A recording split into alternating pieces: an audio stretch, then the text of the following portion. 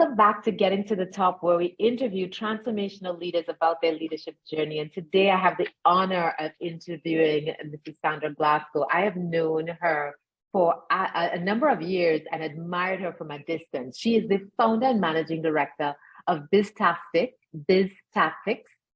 Limited, a co-founder and manager of Jamaica's first angel investor network, FirstAngelsJA, founder and managing director of RevUP Caribbean, a virtual business incubator. She's a senator representing Jamaica at the World Business Angels Forum and vice president for the Caribbean at the Latin America and Caribbean Business Angels Network. She serves on several boards and has been an independent director of the NCB Financial Group Limited since 2016 and the National Commercial Bank Jamaica Limited since 2002. She's also director of medical Disposables and Supplies Limited, Stanley Motor Limited, DRT Communications, one of our favorites, Sci-Fi Studios Jamaica. She's the chairman and trustee of Smart Retirement Fund, trustee of NCB Pension Fund, chairman of the board of the National Crime Prevention Fund, vice president of the Students' Loan Bureau, and a director of the Multicare Youth Foundation. She was Jamaica's Eisenhower Fellow in 2000 and is a member of the Global Network Council of Eisenhower Fellowships, USA. Her career has spanned over the past 40 years and has centered on business development and supporting growth aspiring firms. She's played pivotal roles in developing Jamaica's entrepreneurial ecosystem, something that the rest of us look on with envy from the rest of the region. I first knew her when she led the private sector organization of Jamaica as a CEO, and she created a number of innovations there, including 50 under 50 business leaders shaping Jamaica's future. The awards program was responsible for the induction of Mrs. Lorna Myers, the first woman to be inducted into the PSOJ's Hall of Fame. Welcome, Sandra Glasgow. Thank you so much. Is there anything else that we should add to that? Because that no. All of her accolades. Huh? That's just starting the conversation. I mean, sometimes I wonder, what am I doing? It's too much. That's but, it. Really, what aren't you doing? No, I tell you, I at age 67, I still have a lot of energy and passion, and that's what fuels me to do all of those things. And I really enjoy doing all of them. I saw that you'd been married for 47 years, and I was like, oh, she's been married for 47 years. She barely looks like she reached 47. I was a child bride. Well, it worked really well. Yes. Now I have an incredible husband and 2 daughters and 5 granddaughters. Lovely. Who really are just my heart. I love them dearly. Beautiful. So how did this start? Like, how did you come into becoming this powerhouse of a woman? Because I mean, I swear to you, I've been in awe of you for decades. From the time I moved to Jamaica, and I would just see you, and you were doing so many incredible things and continue to do so many incredible and transformational things. So tell me, how did this start? When you were a little girl, how many siblings did you have? And what did you think you were going to do? So I'm the firstborn in my family. My mother, my parents were married early. My mother was, I think, 18 when she got married. Wow. So I'm the firstborn in my family. And I think I was nurtured early to be a leader. When I think back to my childhood, and my 3 siblings will attest to this, I was always goal-oriented, very outspoken, stubborn, and independent and perfectionistic. So I mean, I kind of say I was born a leader, really. So who was the first person to recognize this? Was it you who just said, you know what, I'm just going to take over, or was it that somebody saw it in you and nurtured it?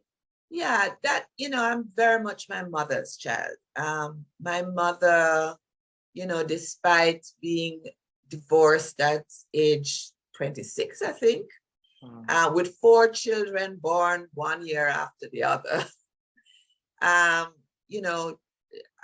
had in my mother a real role model. And I think she was the one who nurtured my leadership qualities. I don't remember her pushing me in any way. She allowed my natural talents to shine through. I do know, however, that at a very early age, I was left in charge of my three siblings. Wow. Because my mother had, like, at one time, I remember she had 3 jobs. You know, she would leave her day job to go teach in the evenings. And then when she came home, she had a project working on, you know. So I was cooking meals for my siblings at age 9.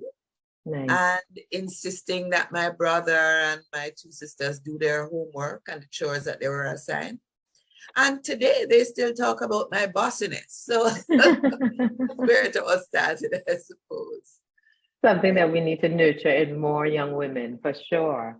Yeah. So you're coming up, and then you decide to study. Well, what were your interests in school? Because, you know, I was really surprised to learn that you studied zoology. But what were your interests in school? Well, I was very much interested in the sciences. I went to St. Hugh's High School and spent, you know, I was there until I did my GCEs. I did 3 in 4th form and 5 in 5th form. And I was always interested in the sciences, although I also did Spanish and French. I love French. So, you know, it was natural for me to do the sciences. Those were my interests. And my mother at the time was the assistant registrar at the University of the West Indies. And I decided that I wasn't going to do my A-levels. I was just going to go straight to do my N1s in natural sciences. So that's what I did. At the beginning, I wanted to do medicine. But then I sort of saw that this was a real rat race, people trying to get into medicine. And then I saw examples of friends, you know, family friends in medicine who were always working too hard. You know, they didn't have time for their family and so on. So I decided, nah, medicine is not for me. So I loved zoology and botany. And my you know, major for marine biology and applied botany at university. Yeah. And then I got married very early. I got married actually while I was a student. And I remember being pregnant in my final year. Oh, wow. And losing that baby. You know, at 32 weeks, I had a stillborn baby. And that really shook me up. You know, I was very, I was depressed for like a year, you know. But then once I had my children, I think they were like my oldest daughter, Lori, she would have been maybe 9 or 6. I can't remember how old she was when I went to do my MBA. So I did the executive MBA at the University of the West Indies as well. Fabulous. So, you know, seeing that your mom, you know, got married and divorced, that didn't deter you from an early marriage yourself? No, and actually, I'll tell you, Neil was my neighbor. And we didn't have a fence. So, but you know, my mother, I think Neil understood what my mother was looking for in my husband, and she saw those the qualities that he had. And I'll tell you, it's such a joke that women used to come with us on dates. Nice. You know, and Neil says she's still coming with us on dates. So, so no, I was daunted at all. And he was my first real boyfriend. And you know, so it's been a wonderful journey with him, you know. I can imagine. And certainly to be able to do that, to get married during school, to be pregnant during school, to lose that baby, and then to come back and, you know, to continue all of that means that you had to have this incredible support system. Yeah, and I'll tell you, it's a story I tell all the time, especially to young women, because I was a student, and Neil expected me to do all the housework. And I remember one day saying to him, listen, I am at school. I have lots of work to do. So I can't bear all this burden of the housework. And I'll need you to share it with me. So what I'm suggesting that you make the bed, you wash the dishes, and you take garbage. I will take out the garbage. I will do everything else. And he stamped his foot and he said, I will not be domesticated. I said, okay, all right. So I didn't make the bed. I didn't wash the dishes. And I didn't take out the garbage. And so the dishes piled up, garbage started smelling. And I would just sort of dust off my side of the bed when I got in at night. And after maybe a week, he said, this isn't working. So he started doing all those things. And the joke about it is that today, after 47 years, he's still making the bed, still washing the dishes, and still taking the garbage out. So, very nice. I mean, I had the support, and I tell you, my husband is my biggest cheerleader. So he tells me all the time, you know, how proud he is of me. I don't think he thought that the person he was marrying would turn out to be this woman, but he's incredibly supportive he's been supportive of everything that I've ever done. That's So amazing. But those were very progressive views during that time. I mean, you know, to just sort of realize, listen, if I'm going to be able to live and become my full potential, I cannot be burdened with absolutely all of the responsibilities. No. And, you know, I also tell people that I was really blessed because when Laurie was 8, we got a helper called Pauline. Pauline stayed with us for 32 years. Wow. And so she was sort of the anchor in my household and allowed me to do all of those things. And I remember when the girls were young, they would call me and say, oh, Pauline said we should do this or that, and we don't want to do it. And I said, but Pauline is the boss. While I'm at work, Pauline is the boss. And, you know, they love her dearly. And she was also one of the reasons that I was able to do all the things, to travel and to do all the things, because she took over the management of the household. She's one of those women that didn't need instructions. She knew what to do from day one. She did it, and I appreciated it. You know, she was really part of our family. Yes. But I think that's part of the challenge that we face now, even, you know, even still, is that, you know, having a strong support network and understanding the things that you need to put in place and the sacrifices that you need to make to be a leader at that level, and being willing to put those pieces in place. Yeah, you can't have it all. Women can't have it all because we are expected to do certain things. You know, even my husband, he still expects me to do things. And I would say, really now? me? Can't you do it? You know, your hand joint church or something like that. But it's still part of the expectation that as a woman, these are the things that you do. And I really, in my career, I've pushed back against men who expect me to take the minutes and who expect me to do certain things. And really, you know, I've fought. I mean, it hasn't been an intense fight, but I've had to really address those gender stereotypes that I have come across. I remember one boss, I shan't say who he is, you know, he was on his cell phone as walking into his office, and he says, here comes my sexy VP Glasgow.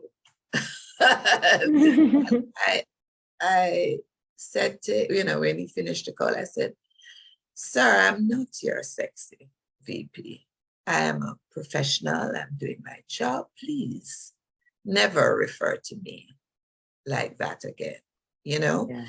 So I have pushed back intensely because it really annoys me when men decide that, you are the sex object, or you are the secretary, or you are the Yeah. this, or you are the that. Or you I do the push- housework, you know? Yeah, I really push back, and I have left jobs because of those stereotypes. Yeah. Yeah. And I think it is a lot of other people's expectations, but it's also the stereotypes that we keep for ourselves, because there are expectations, and there are expectations that you're at every PTA meeting. There are expectations that you are the one doing the drop off. You're the Absolutely. and you have to kind of shed those things. So, for example, Yeah. my husband drops off our daughter to school.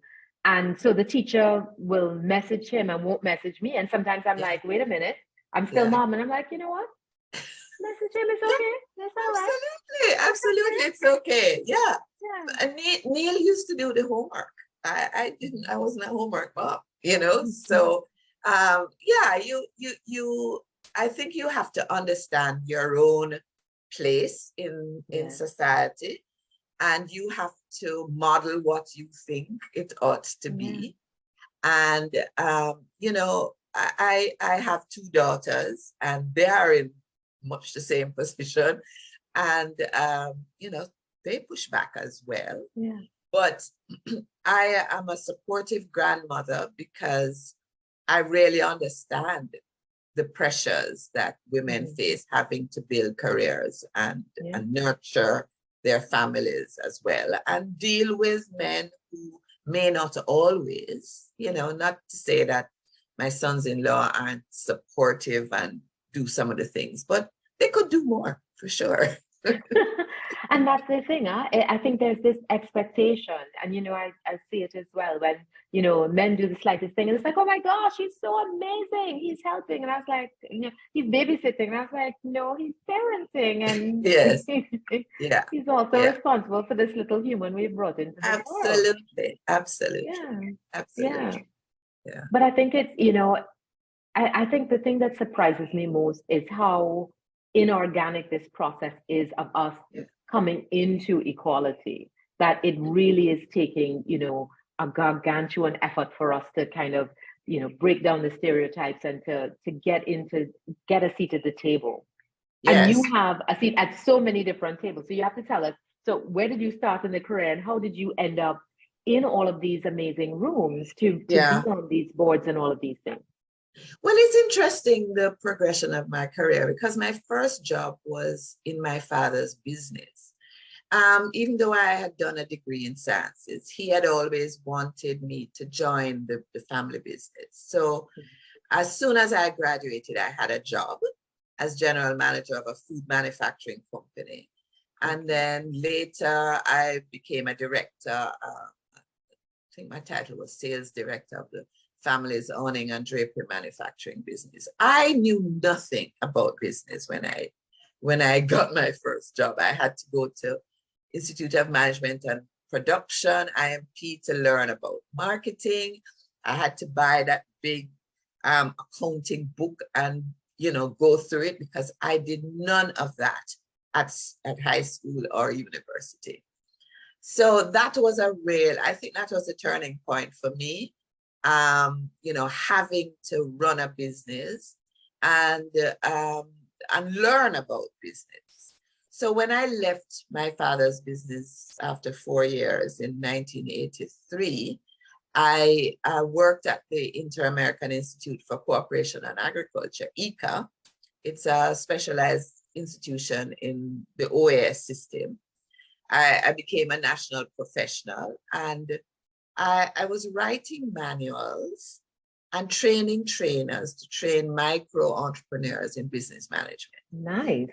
So I had to write these manuals really for people who were, sort of semi-literate, and make and simplify the concepts as much as possible. That was a really exciting project for me. I wrote 3 manuals, starting and financing a small business, managing a small business, marketing small business products.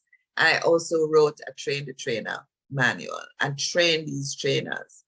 And then CAST, the College of Arts, Science and Technology at the time, was setting up an entrepreneurial extension center with help from the Canadians. They sought me out because of the work I had done at ICA to come to work alongside the Canadian director. And, you know, that was interesting because at ICA, I was earning tax-free money in US dollars. I was driving a car with diplomatic plates sometimes, you know, and then CAST came and offered me this paltry salary.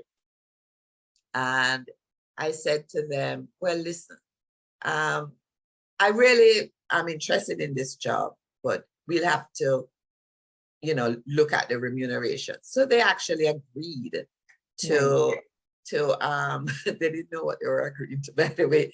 They agreed to my proposal to take 10% of the revenue, any revenue that I would generate. Oh, fabulous. And before, I think by, you know, 2 or 3 years later, I was earning more than the president of the college, but that's another story. So being at the Entrepreneurial Center was really exciting. I generated a lot of revenue for the university and obviously for myself. And that led to, you know, thinking about, I've been on some study visits, thinking about building an incubator in Jamaica. So by 1995, I had conceptualized the idea of the Technology Innovation Center. And I set about finding resources to help me write a business plan for it so we could raise the funding. I sort of made 40 copies of that plan and I pounded the pavement. You know, I would walk with copies in my car, and anybody that I meet that, you know, I could convince them to help us.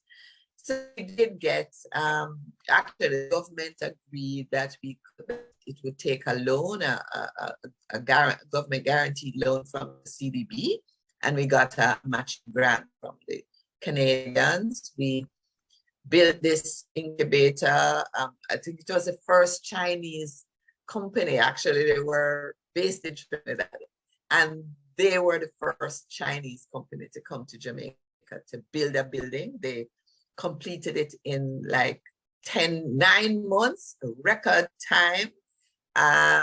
And before we opened in 2002, we had a visit from His Royal Highness Prince Philip. And then we had a big opening ceremony. So in all, I spent 20 years at UTech, between CAST and UTech. I left in 2007 as Senior Vice President for Corporate Services.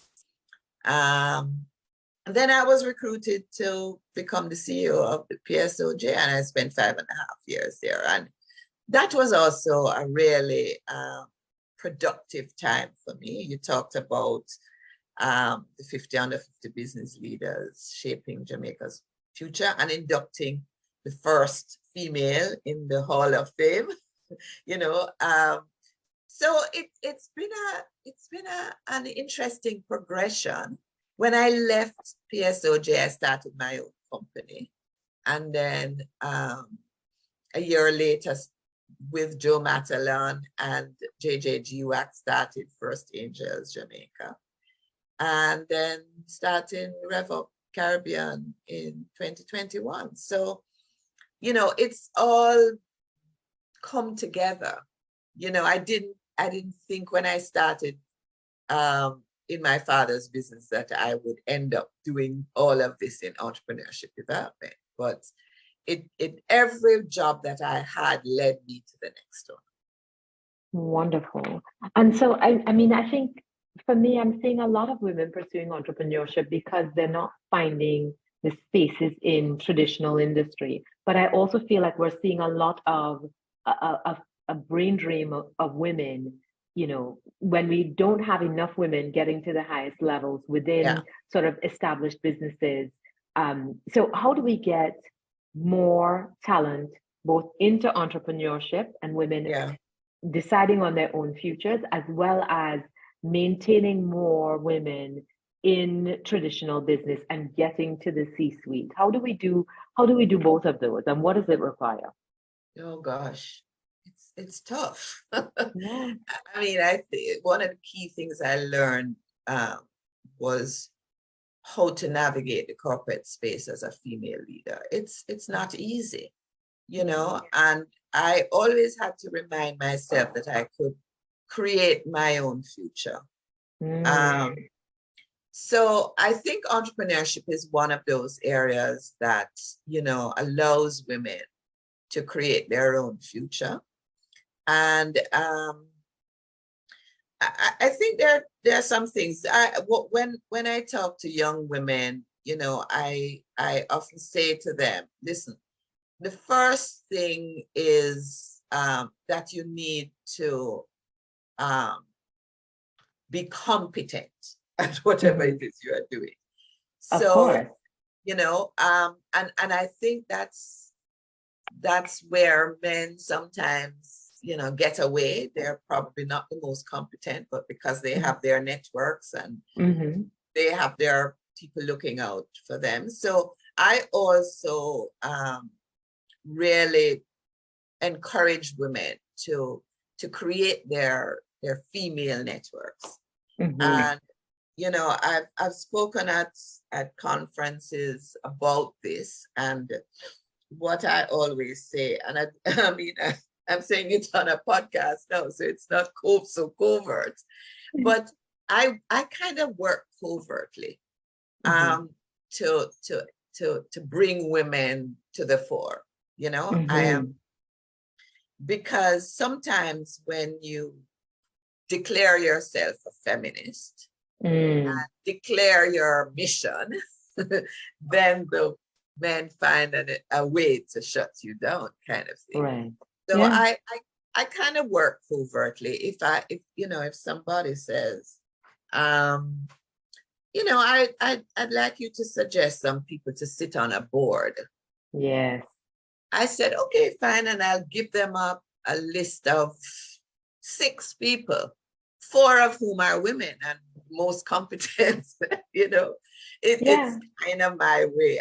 I'm always really trying to push women into and to not just to suggest them as people who are competent to do a job, but also to push them into improving their competence, to keep find their passion and to keep learning, to learn as much as they possibly can, you know. And that's worked for me, turning my passion when you talk knowledge.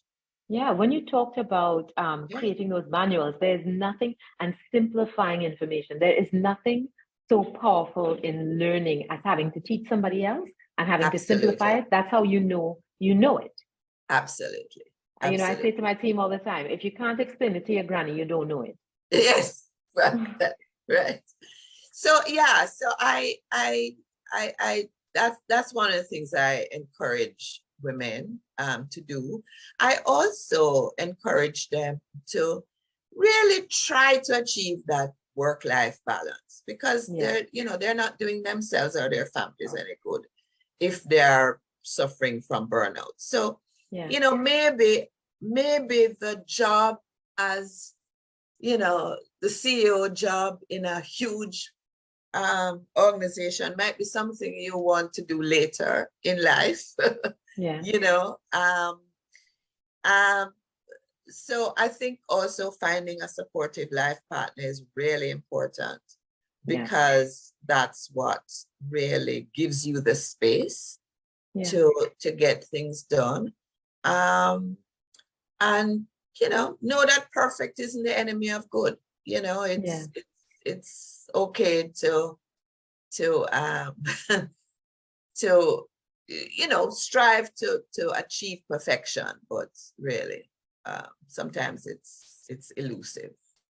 But you talked about being a perfectionist, and sometimes I think that's the trap that women find themselves in, is that they're so busy chasing perfection that good enough isn't, you know, you're so far past good enough, and what you need in a particular situation is good enough to be able to move And I've and learned men that. are generally, better, easier at good enough, and then they move Yes, on. And sometimes yes. not even good enough, and they still move on. And they still move on. So I mean, I have to sort of suppress those perfectionistic tendencies a lot.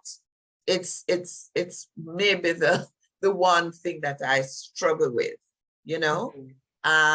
So yeah, because I am naturally as a Capricorn, you know, I think those are some of my natural personality you know, issues that I have to deal with, you know. But I So, think it's really important for us to, as leaders, to sort of yeah, know who you are and understand what your blind spots are. And I think absolutely. especially for diverse candidates who aren't in the rooms, who are rarely represented as the Yeah, majority in the room. It's so yeah, important for you to know who you are and what are the things that are preventing you from moving forward. When you talked about, negotiating that agreement to say, listen, the salary that you're offering isn't what I need, but if you give me 10% of the revenue that I raise, that is you making an investment in you and betting on you hard. absolutely. And then getting them to come on that journey. And so I feel like we don't get, I still see a lot of women who apply for jobs and then they get an offer and they don't negotiate. Yes, they don't negotiate. And I mean, when I think back to that job interview, there are about 10 people in the room, you know, and I remember Dr. Sangster saying to me when they made this offer, will you make a lifelong commitment to this college? And I thought to myself, this is what you're offering me, and you want me to make a long-term commitment. So, when I, to their credit, when I made provide this alternative, they didn't see the risk in it, and agreed. And that's really how, I tell you, a lot of people at the college were very jealous of what I had negotiated, because they couldn't see, they didn't have the vision that I had. And I could see that an entrepreneurial center in a college of higher learning could be the way that not only students learn about entrepreneurship, but all the small business people outside. So, I mean, I meet people every day who pass through those courses we offered from the Entrepreneurial Center, how to start a small business and succeed, how to do marketing, how to do accounting, how to manage your team. And we earned a lot of money from those courses. And I remember going to, we didn't have facilities of our own. So I remember going to some of the departments and saying, can I rent space from you? And they say, rent? You just want to book the space? I said, no, I want to rent it. Because they didn't have an entrepreneurial tendency. Mindset. So, I mean, I said, no, I'm going to rent it. I mean, we had our office attendant. I said, listen, I can offer you this gig to come back in after work and serve tea and coffee, make the sandwiches, and I will pay you. So everybody benefited. Yeah. We had resources like nobody else had, because we had that entrepreneurship, that entrepreneurial mindset, So I think that it really starts from your own, how you see yourself, as you put it so well, and what the possibilities are, and really making everybody understand what your vision is and how you are going to help lead everybody else towards achieving that vision, getting everybody aligned and moving with you. And I think that's a skill that we, when I look at a lot of women, they're afraid to really, put that out there, and some of the men are, intimidated by that. But as I said, you just have to, if it's not working, move on. I love that idea of playing to your strengths, even if it is that you're being underestimated, and that is the strengths that you carry. Yes. Being able to operate covertly and being able to bet on yourself. So that if somebody doesn't believe in you, you take that and run with it as an opportunity to create a whole different revenue stream. And thinking about the work that you're doing in an entrepreneurial way so that you're creating these win-win scenarios. And again, getting more people along with you. I think that is so visionary, and having these limitless possibilities for yourself. And if somebody else doesn't see it, it's almost to your benefit, because then you have the strength of that negotiating position. Absolutely. You have the opportunity to prove them wrong, Yes.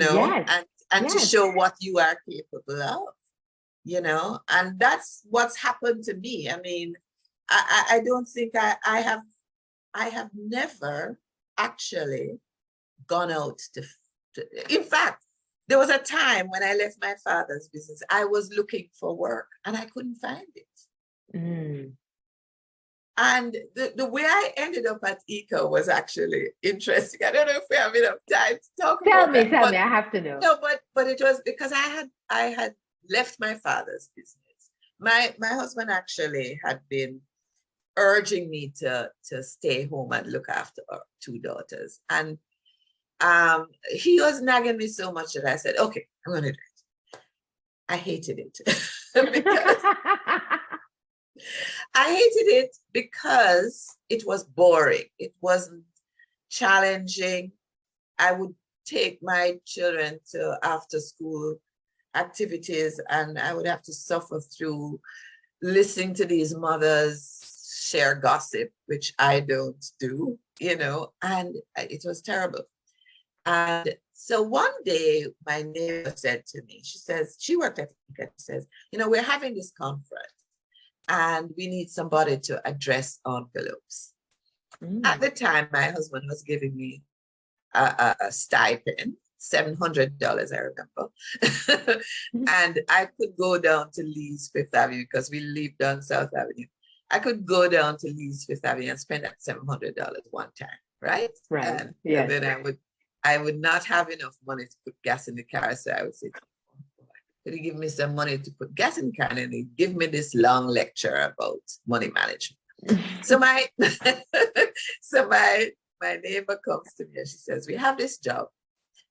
It's a 2-week job paying $250. This was 1983, 84. $250 a week for 2 weeks. And I thought, $500 plus $700 is $1,200. Wow. I'm rich. So I said, sure. So I went, and Racquel, in 3 days, I had completed the 2-week project. Nice. It was to address these envelopes, right? And then, so I said to my boss, who was an American woman, Jan Hurwich McDonald, I said, Jan, I'm done. She says, oh, all right. So why don't you go and we want to do gift baskets for the wives of the delegates. Go get the stuff for the gift baskets. So I went and I went to Things Jamaica. I bought the baskets, I bought the rum, and I put together these gift baskets. Had to, work with the people in the hotel to put them in the rooms and, dress it up with some bandana. Said, so week 1, I'm done. Week 2 was actually the conference. I said, well, can I go there? I didn't really have a job, but when I went down to the conference center, they had some liaison officers from the Ministry of Foreign Affairs registering delegates from all over the Latin America and the Caribbean. And there was this long line. There was a real bottleneck because people, the liaison officers would have to go through the list to find the names. And so I knew all the names of all the people because I had written all The the addresses. applications. Yes. And I had created gift baskets for their wives. Yes. So I would go up to the town and said, oh, here is Pedro so-and-so. This is, and I'm trying to help the liaison officers to remove this bottleneck. Yes.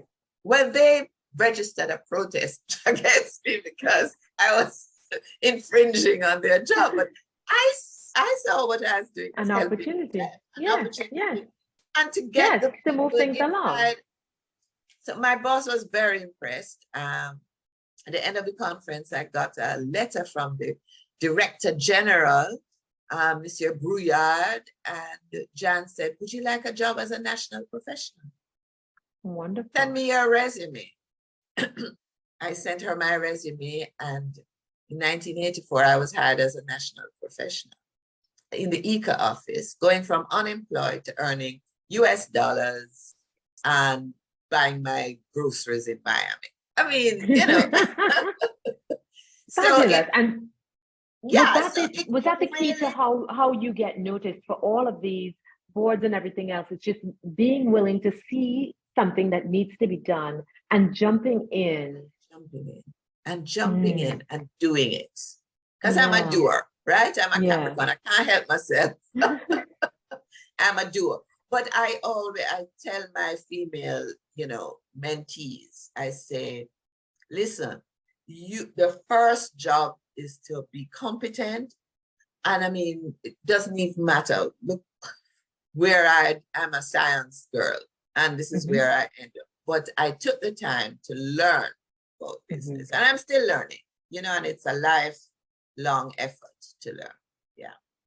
Yes.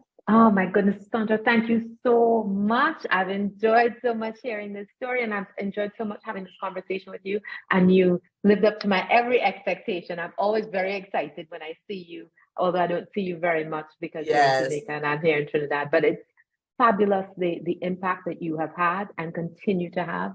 Thank you for representing us in all of the spaces where we are not, and continuing to work covertly to open new doors. It's not so covert anymore, is it? Not anymore, but that's all right. That's all right. Yes. And I'm very similar in that when somebody asks me to recommend somebody for something, it's almost always only women. I was like, you know what? You can find the men.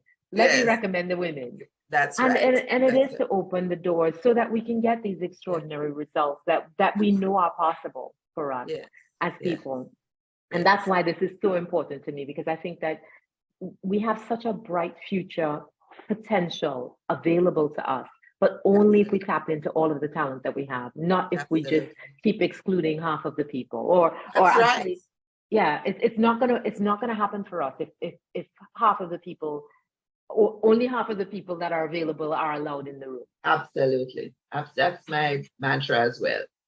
Thank you so much for having me, Racquel. It's lovely. It was my pleasure. Good seeing you too. Okay. All right. Well, you keep well. Thank you. Okay. Bye. Bye.